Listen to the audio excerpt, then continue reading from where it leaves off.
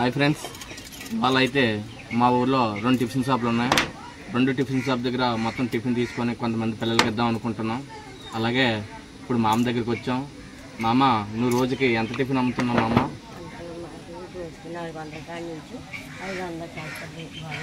సరే మామ, నువ్వు ఆ 500 టిఫిన్ కూడా ఈరోజు మాకు ఇచ్చి మేము కొంతమంది పిల్లలకి ఇద్దాం అనుకుంటున్నాం. మాకు కొద్దిగా నువ్వు పార్సల్స్ అయ్యొద్దులే, మా బేసిన్లోని మా బకెట్లు వేసి మామ.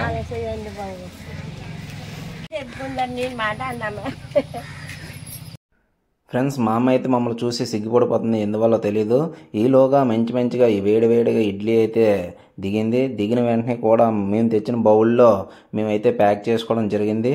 ఈలోగా రెండో షాప్ వరకు కూడా మేము అందరం కూడా మా టీంతో కలిసి రెండో షాప్ వరకు కూడా మేము వెళ్ళాము. అక్కడ కూడా టిఫిన్ అయితే మొత్తం ప్రిపేర్ అయిపోయింది. మొత్తం టిఫిన్ని ప్యాక్ చేసుకొని మేమైతే స్పాట్కి అయితే వెళ్ళడం జరిగింది ఫ్రెండ్స్.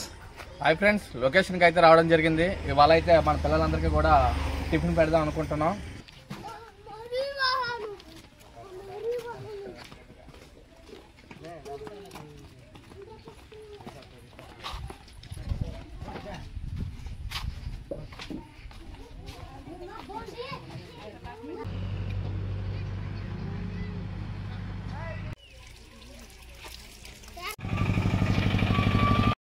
కొంతమంది పిల్లలు వేరే బట్టి దగ్గర ఉన్నారని చెప్పి ఇక్కడ ఉన్న వాళ్ళందరూ కూడా మాతో చెప్పడం జరిగింది.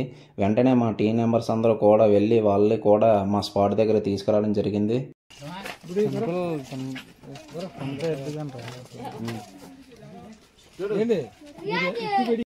తప్పే ఉంది, ఇంకా పిల్లలు వస్తారు కదా, వాళ్ళు సరిపోతాయి కదా.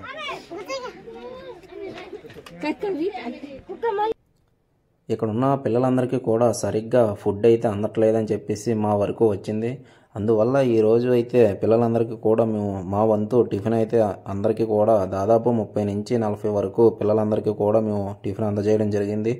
మేము ఇక్కడ గమనించింది ఏంటంటే చాలామంది పిల్లలకు బట్టలు సరిగ్గా లేవు. వీళ్ళందరికీ కూడా బట్టలు అయితే మేము ఇవ్వాలని చెప్పేసి మా టీం మెంబర్స్ అందరూ కూడా అనుకున్నాము. త్వరలో ఆ యొక్క కార్యక్రమం కూడా మేము విజయవంతం చేస్తాము. దయచేసి ప్రతి ఒక్కరూ కూడా మమ్మల్ని సపోర్ట్ చేస్తే మరిన్ని సహాయక కార్యక్రమాలు చేస్తాము. జై హింద్, జై భారత్.